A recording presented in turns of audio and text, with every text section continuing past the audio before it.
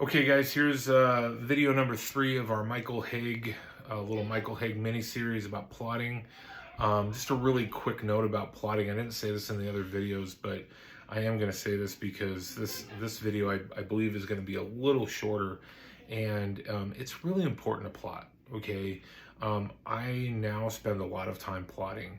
I don't do that by nature. I still find myself in my professional life coming into situations where I could have planned better, and because I didn't, I then have issues. You know, maybe you're like me, but in my writing world, I've recognized, mostly because of my editor, and I'm so thankful for Graham. And I will talk about what it means to get an editor and why that's so important. But you know, Graham has really taught me that plotting is really important. And so I would strongly encourage you to plot. Take some time a day and plot out your story.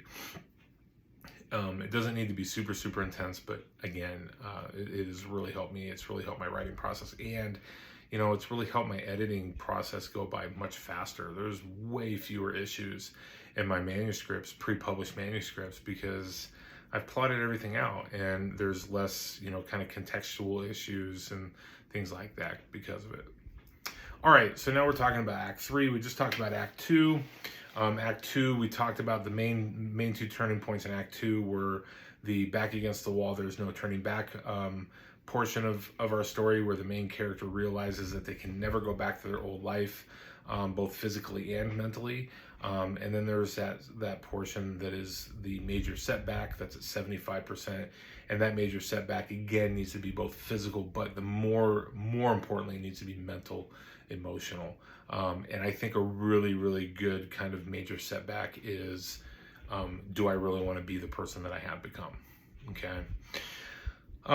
So the last act number 3, this is the last 25% of your book, and we're going to go into stage 5, which is 75 to 90% of 75 to 90% of the book. And this is the final push. Michael Hauge terms it the final push. And this is where your protagonist or protagonists really finally, they get over that major setback. They do realize that this is who they need to be.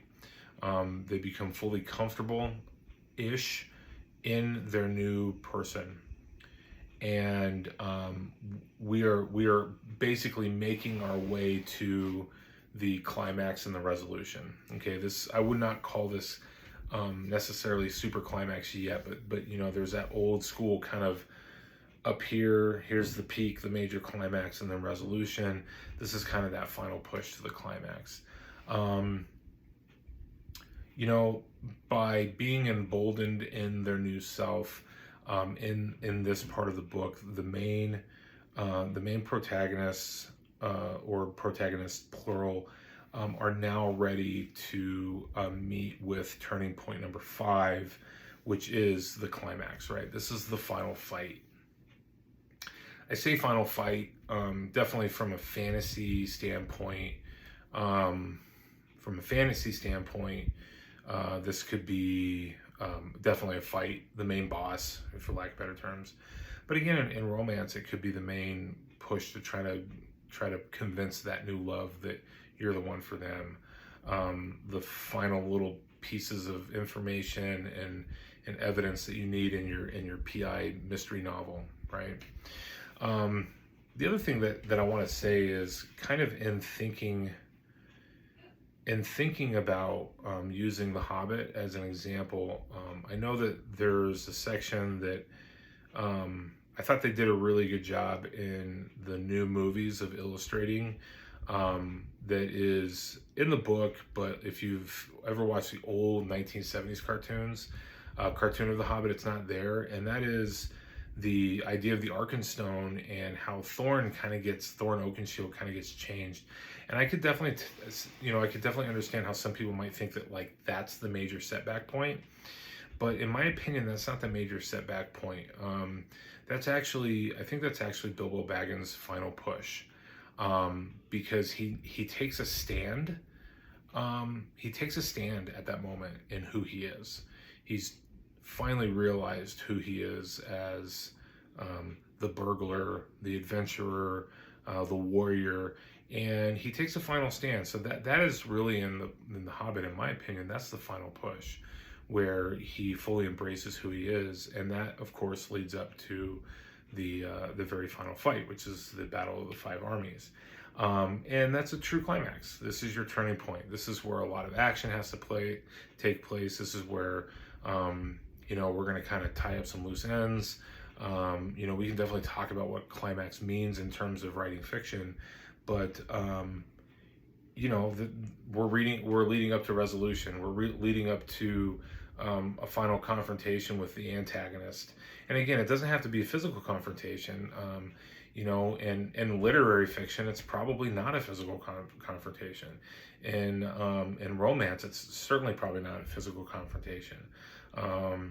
Even in a mystery, it may not be a physical confrontation. It's more psychological, So that is the climax portion of the book. And again, a great example would be, your Battle of the Five Armies in The Hobbit.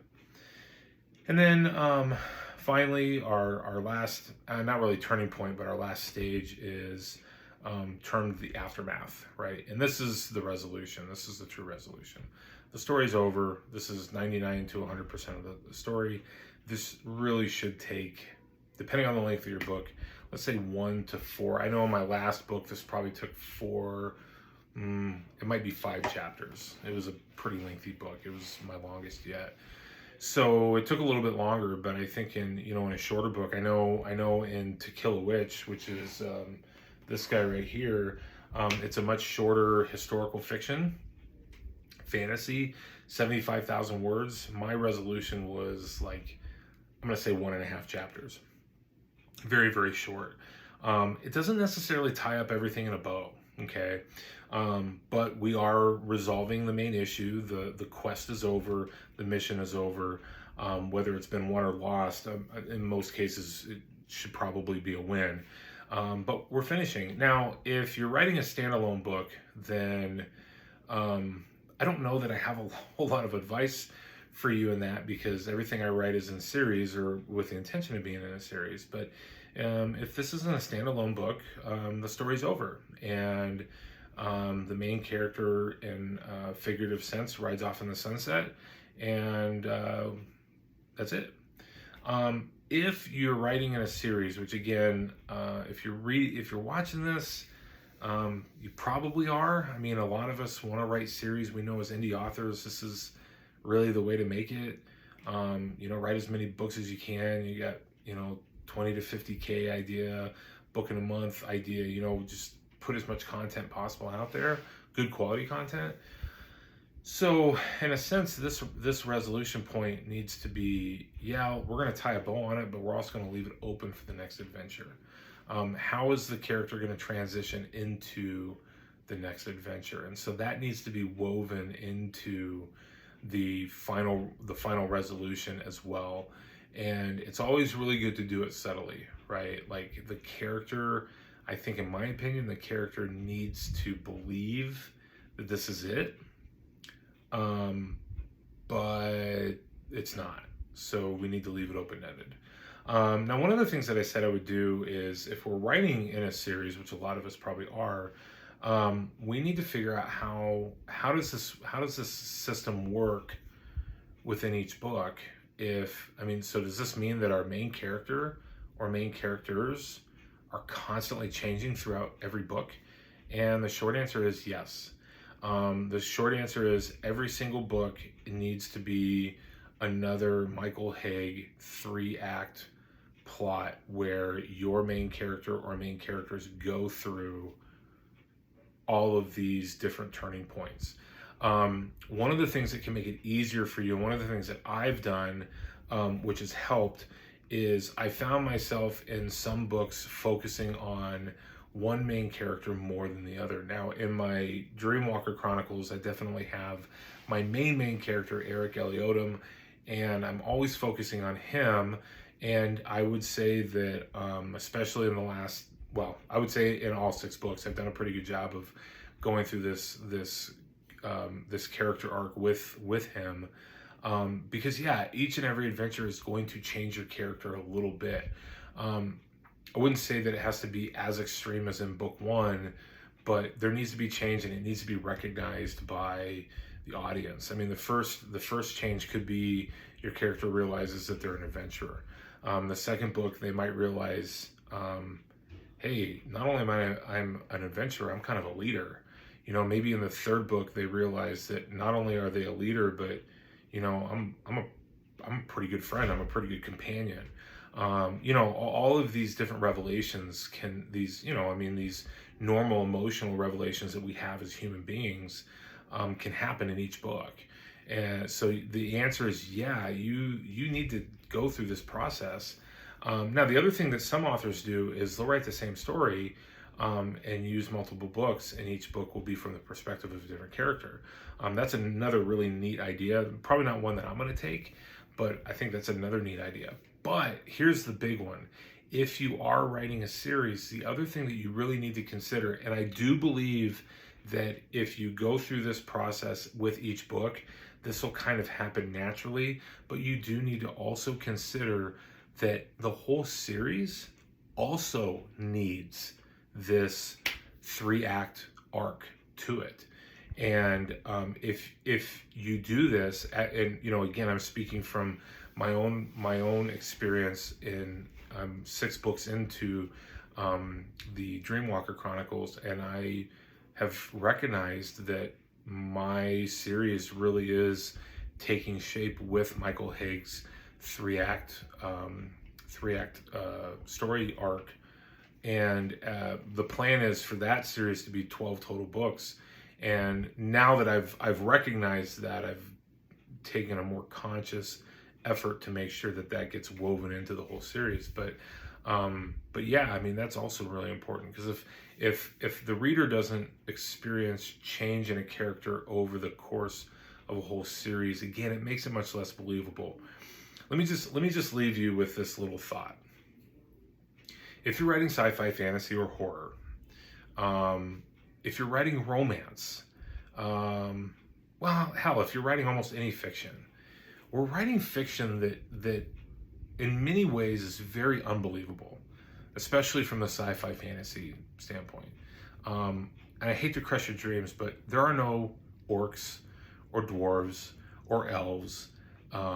They don't exist. They are imaginative, and they're excellently imaginative. But you know, those are hard things, and I think that's what turns people off from these genres, is that we're writing about things that are so unbelievable, and then we make them even more unbelievable because we remove all of the human-like qualities that we as humans are used to. And I think that those authors that have really earned a huge following, whether you like them or not, Terry Brooks, George R.R. Martin, J.R.R. Tolkien, you know, one of the things that Robert Jordan, Brandon Sanderson, you know, one of the things that a lot of these authors have done is they've really injected the human psyche into a genre that is make-believe, that is 100% make-believe. And so, you know, I think the more that we can show these normal human-like journeys, even if the character isn't human, the more people are going to relate, and the more readers we're going to have, the more people are going to buy into. They're going to, you always, as a fantasy author, you're going to get those readers who are like, I've never really liked reading about dragons. Well, okay, but if they can relate to the story, who cares about the dragon? You know, oh man, you know, that's so, magic is so nerdy. Okay, but if you can relate to the story, if you can relate to a young man or a young woman who just absolutely needs to leave an abusive family and go on a personal journey where they become fully comfortable with themselves and discover themselves and recreate themselves, then who cares if there's magic? And by the way, who cares if the journey is to go slay a dragon or the journey is to go get a new job in New York? Ultimately, they're the same story, and that's what I think Michael Hauge really does for us. Is Michael Hauge allows us to create a framework that people can relate to, And so again, that's why Michael Hauge framework needs to be in every book, but it also needs to be in your whole series, so people throughout a series can see consistent change in your characters. So that is the 3-act Michael Hauge system, again in 3 videos. Like I said, I meant it to be 1, but it was going to be a whole lot longer, and so hopefully this was a little more palatable for you. So thank you for being with me. Again, please make sure that you subscribe and click the little bell button so you get notifications when I come out with new videos. Going to be definitely producing more videos now, and you know, you get updates and stuff that's going on with me, and hopefully a lot of writing tips are going to help you guys out, and maybe writing tips as a reader that just kind of make you more aware of what's going on within a book and within an author's mind. So until next time, happy reading, happy writing, and we will see you soon.